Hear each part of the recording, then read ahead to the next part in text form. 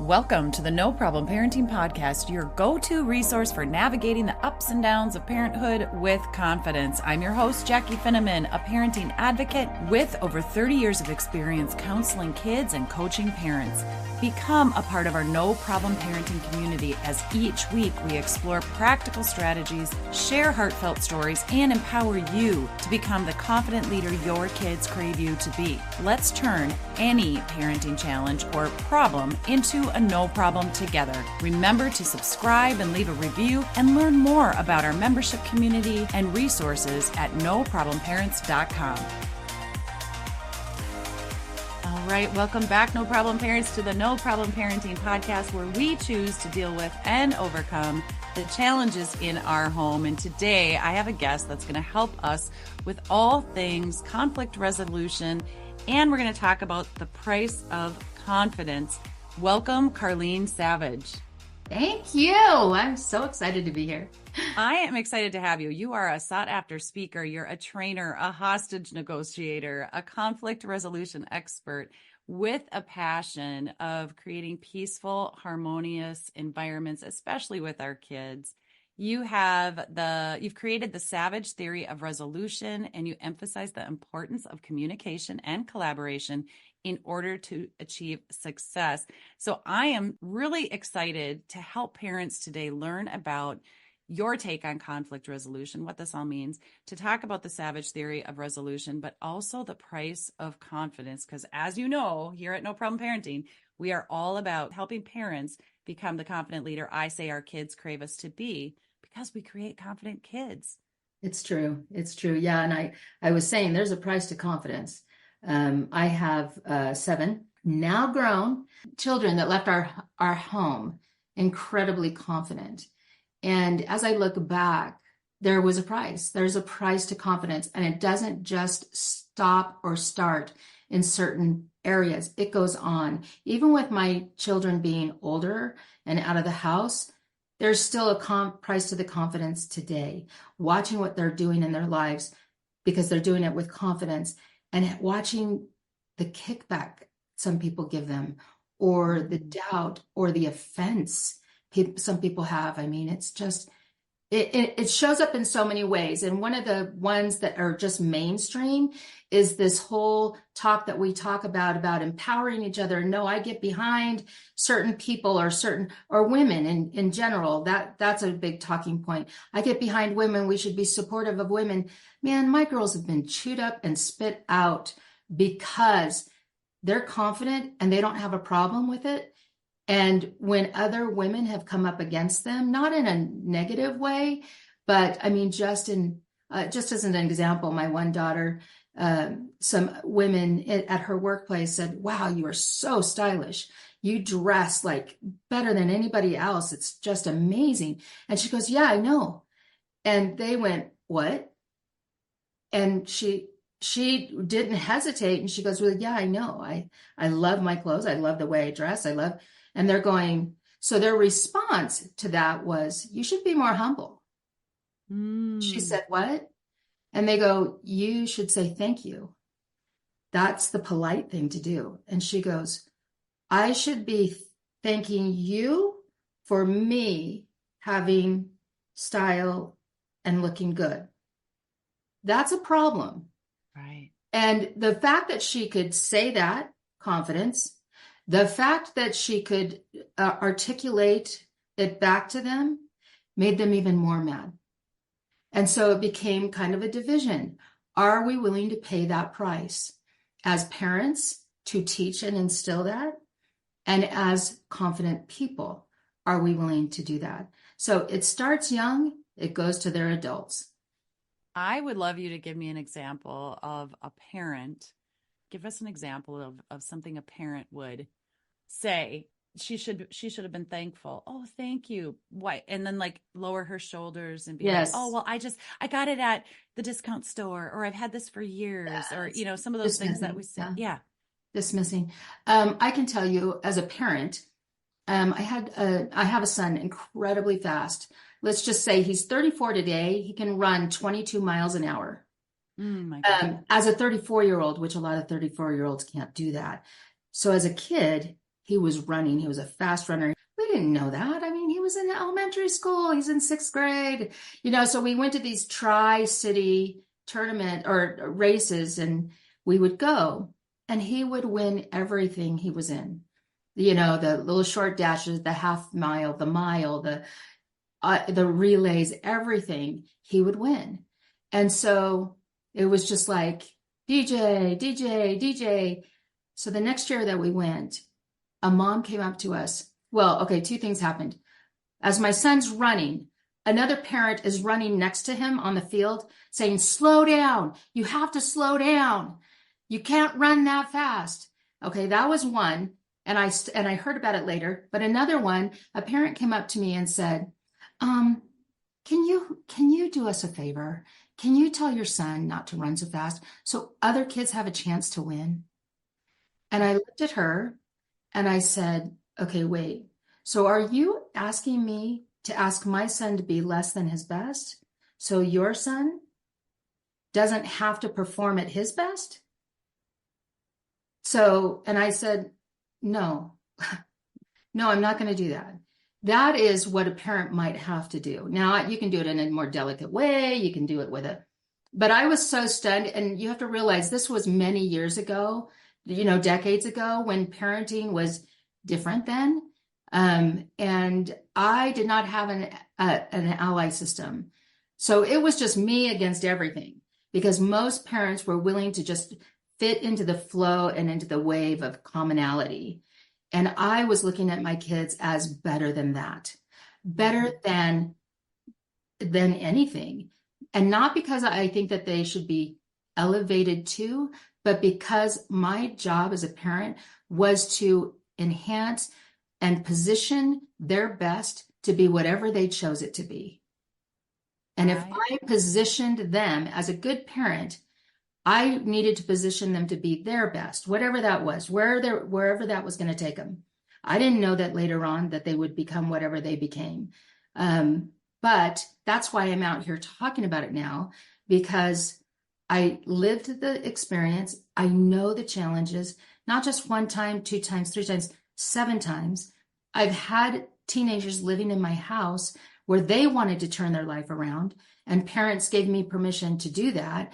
All right, so awesome. But hold that thought. I want to share something really quick with you listeners today. We're going to take a quick break so that I can talk to you about all things Tonies. We're all on the lookout for ways to keep our kids engaged without relying too much on screens, right? So from toddlers to tweens, that's where Tonies steps in. So picture this, a little box that's not just a speaker. It's a whole new way for your kids to jump into the world of stories and imagination. That's the Toniebox in a nutshell. So what makes it so special? Well, for starters, it's super easy for kiddos to use.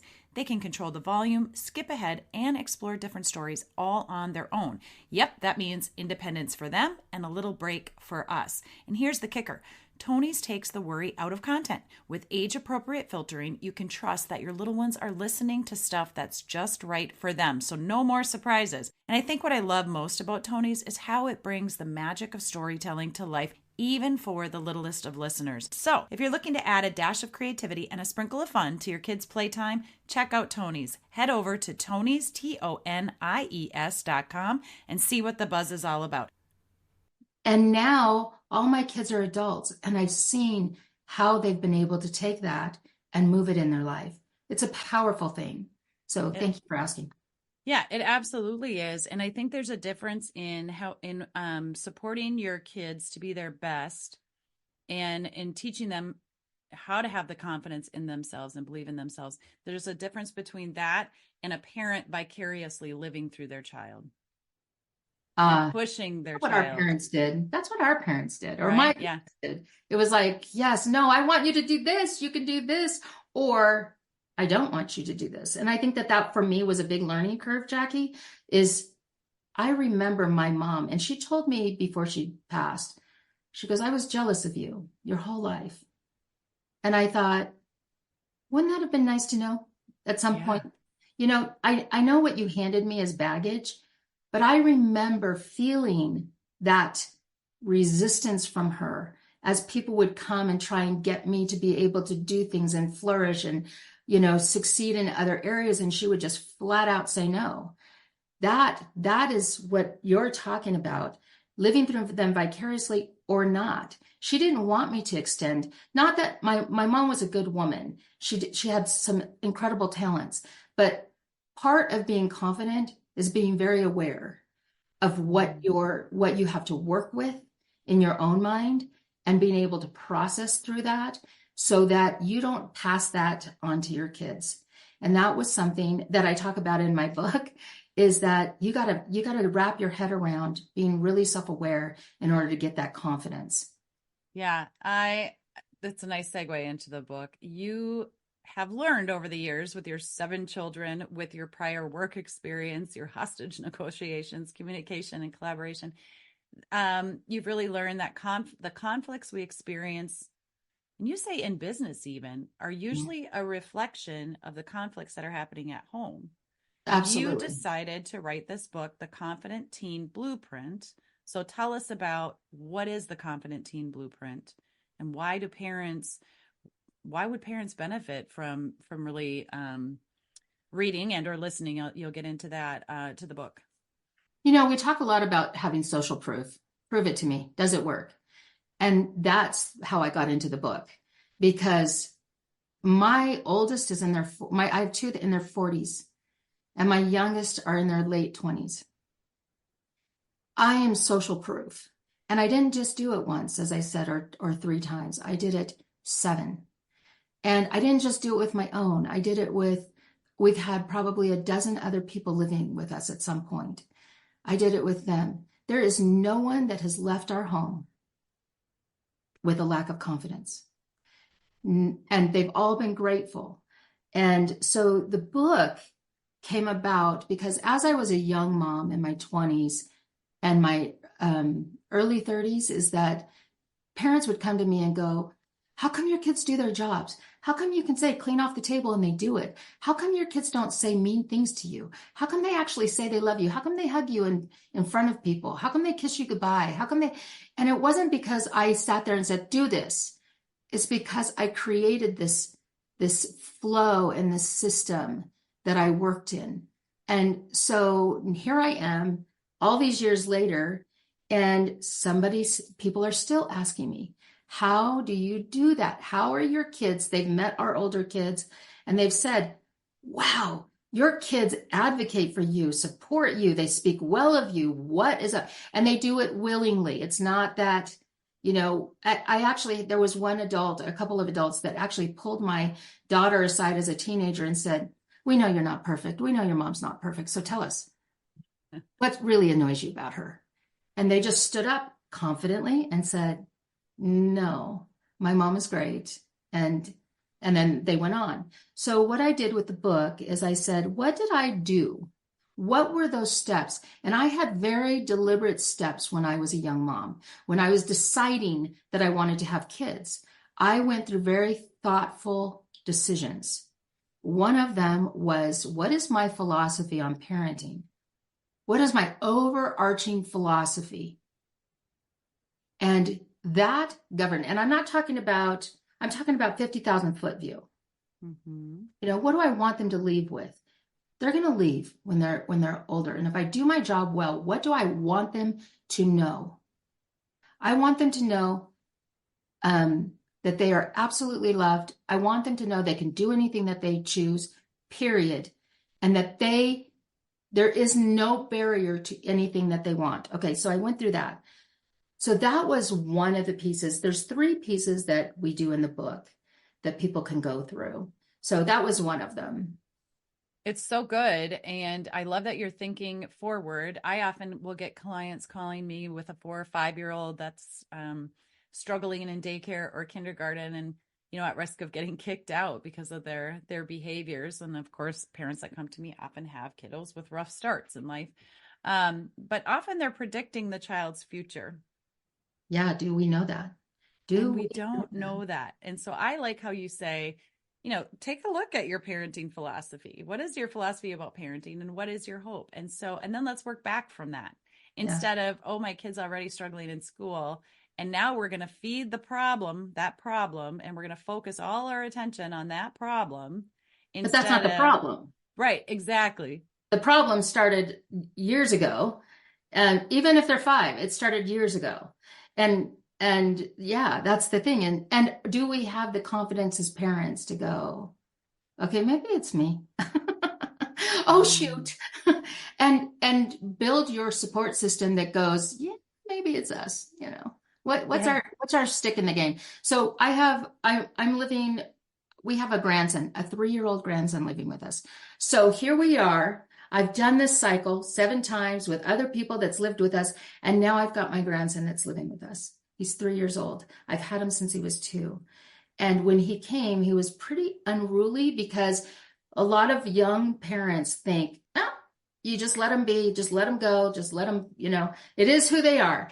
And I'm thinking, if they were Yeah. running in the street, like, would you Yeah. go, it's just who they are. Hey, no, we wouldn't. And so you shouldn't, you know, as my view, you shouldn't be doing that when they're 2. If they can ask you for a cookie, they can learn the other barriers or boundaries, or they can learn what's, you know, hazardous, not in the depth that we know, but they can learn it. And Hmm. so it's really interesting because the mom, you know, my grandson's mom came over like after about 2 weeks, and she was blown away that all of a sudden he was listening. And so now I have the brother who's a year, 14 months, and he came over the other day and he throws these fits. Now, how many parents can relate to these fits that they're throwing at one in a few months? So I looked at him and I just looked at him and I acted shocked and I went, oh, shh. And instantly it stopped. Hmm. Instantly. And I don't think parents realize the power, influence that they have Right. around something like that. But that's the confidence. Are we willing to go, hey, I respect my 14-month-old. I value and respect that baby much more than I've been taught by society to respect them. How do I respect him? I believe that he can understand. Hmm. I believe that if I tell him I love him and I snuggle him and I squeeze and I kiss his neck, I believe he's going to get a feeling and an understanding from that.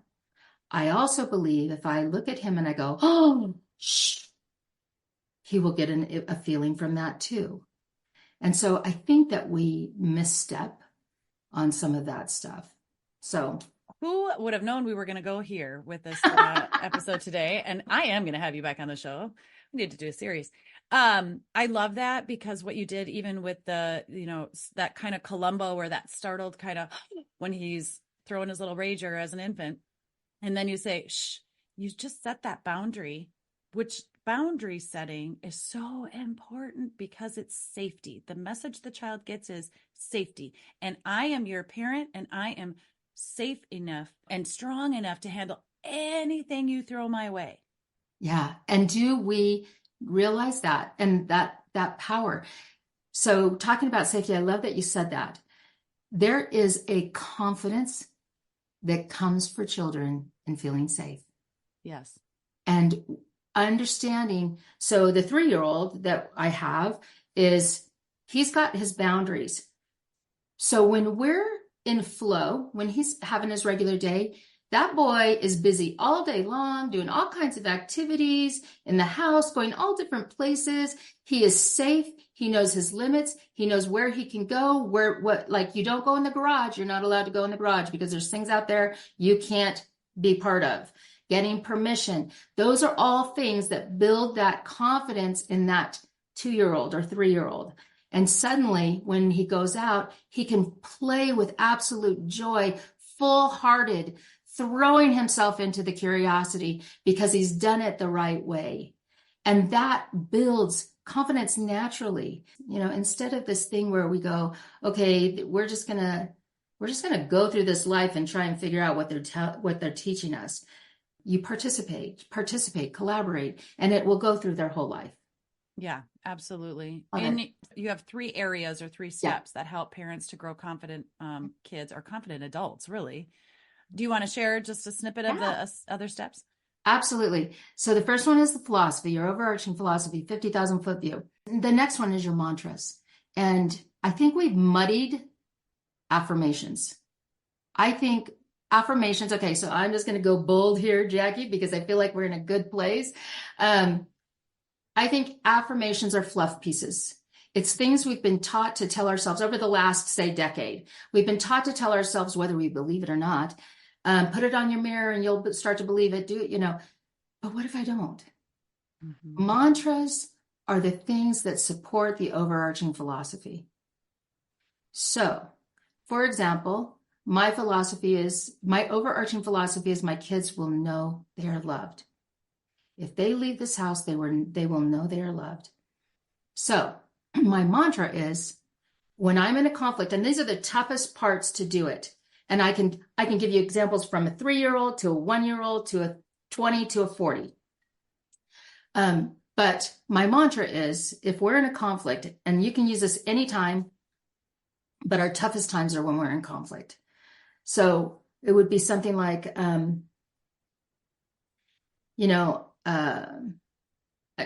I think that there's something you need to talk to me about. My understanding is there's probably something that you're struggling with. I want you to know that I love you. And at the end of this, no matter what you tell me, no matter what we discuss, no matter where this conversation goes, I am going to love you. And then how I build on that, that's the third piece, is implementation. So you would say that, go into your tough conversation, and then implementation is, this is the way I see your gifts. Implementation is how we are going to show that. So after that conversation, it's going to be something like, well, your gifts are, so I have a son, and that boy has the capability of being really dishonest. Okay. And we as parents will look at that as like, oh, that boy. And I remember, and he's incredibly good looking. I mean, off the charts.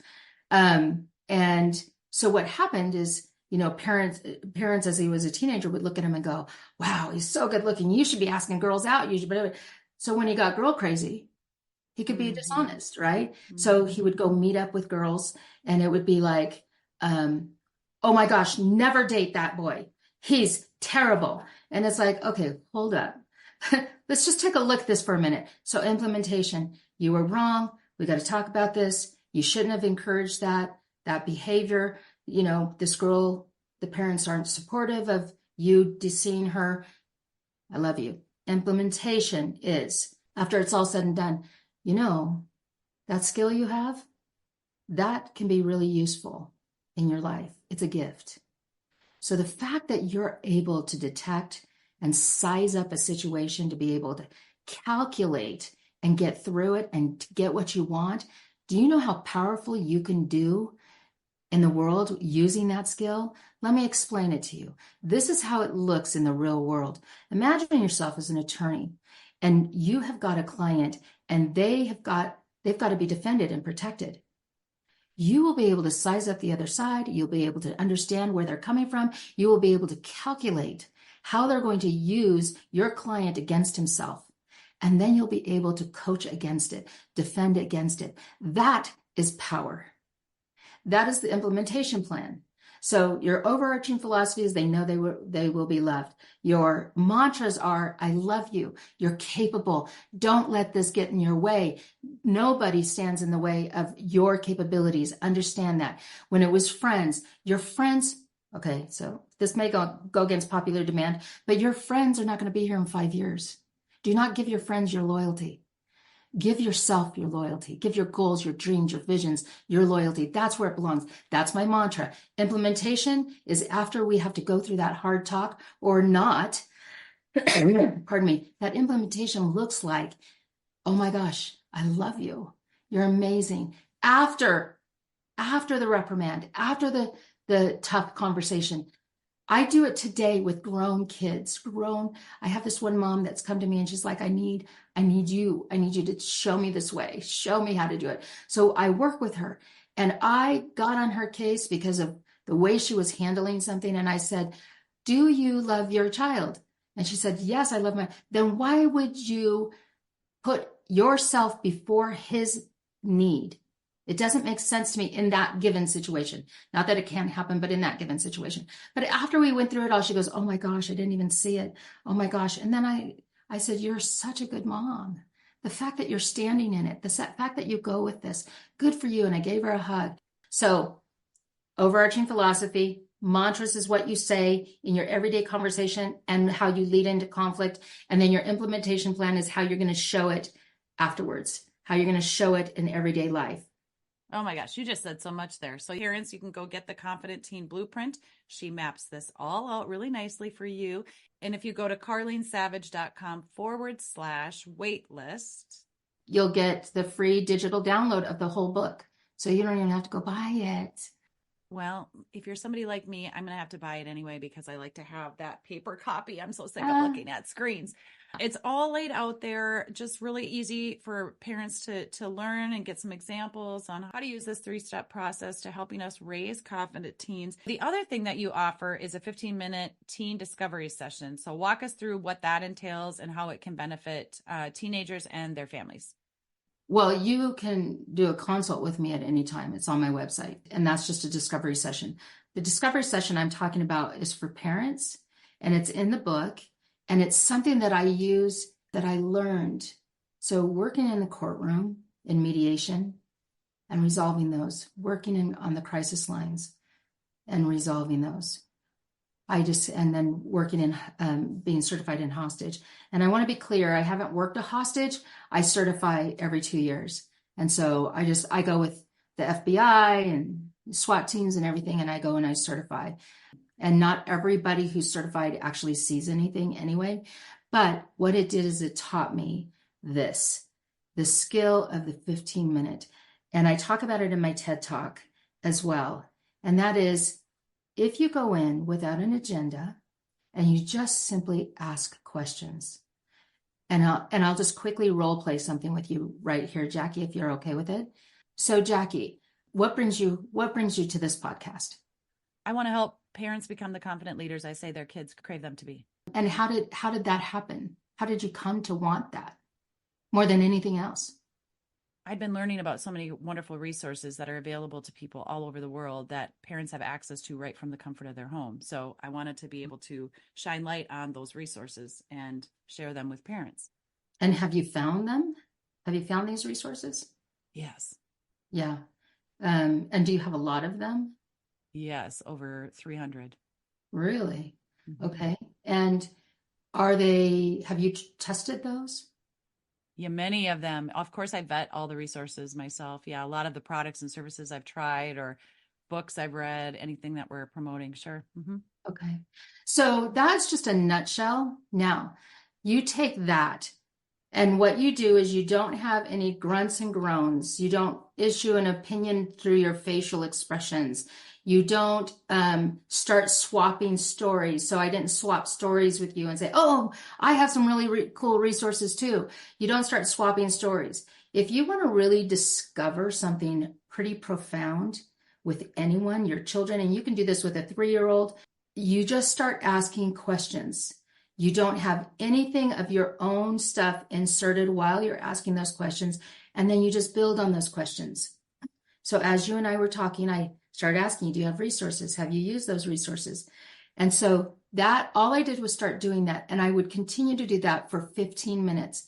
You are going to discover more about yourself than you have probably ever discovered, and you are going to discover things about the other person that even if you've known them for a long time, that you're going to learn about them. And why? It's because you took the agendas out of it.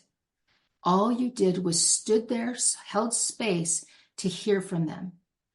And when I say 15 minutes, I mean 15 minutes, because after 5 minutes, you'll run out of questions. You won't have anything to ask. That's going to force you to dig deeper. You really want to work through building a confident teenager? You've got to get to know them in a deeper way. That means you got to get out of your own way.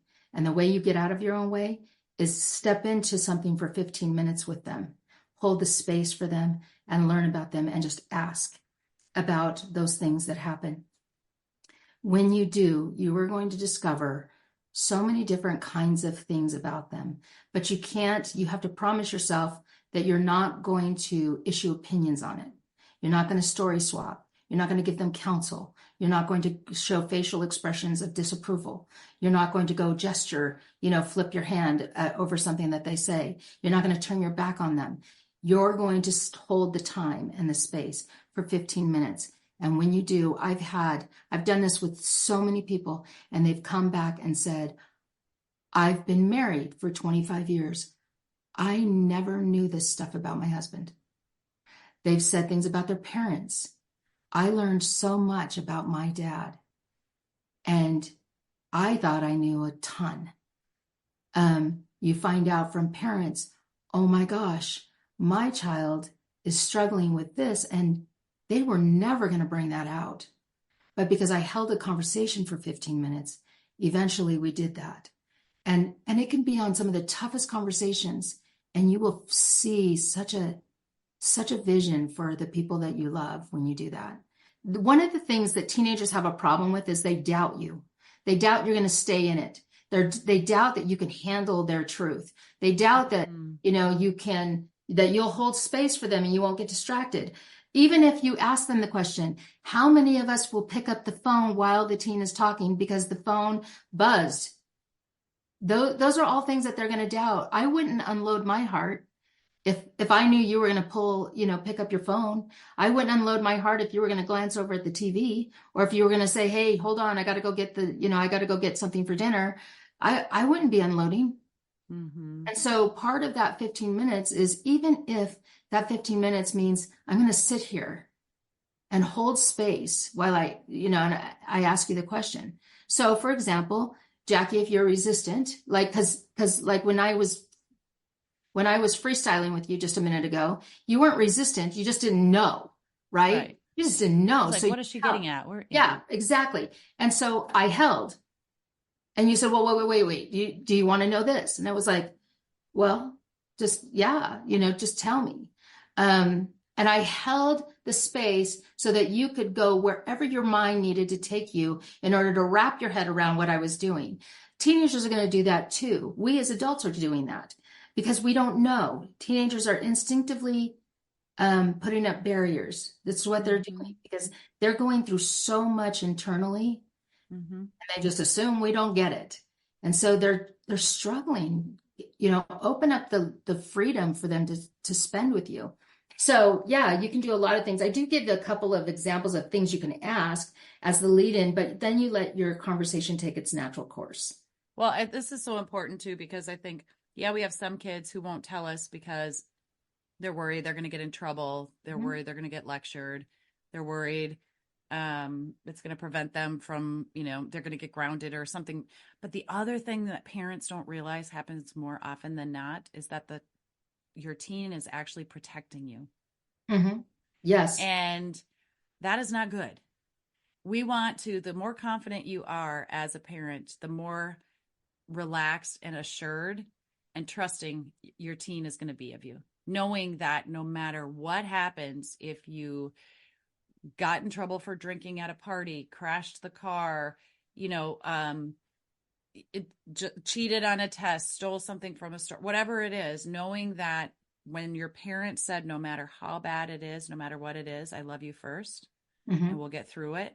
They need to be able to believe that. Yeah. And I'm just going to piggyback on what you said.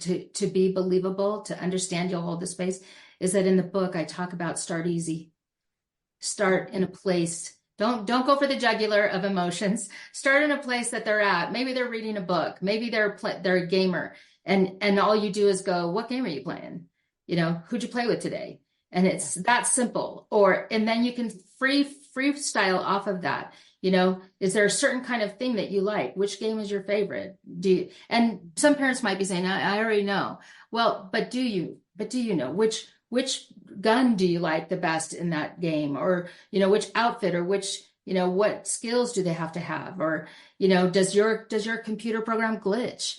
And, you start asking these questions, they'll open up because you're starting in an easier in an easier spot. So And I like to say just to asking, yeah, and I like to say asking those things in a very matter of fact way, like you said, not emotional, not showing a bunch of, facial expressions or yeah. inserting your opinion or your advice, unwanted Yeah. advice at that moment.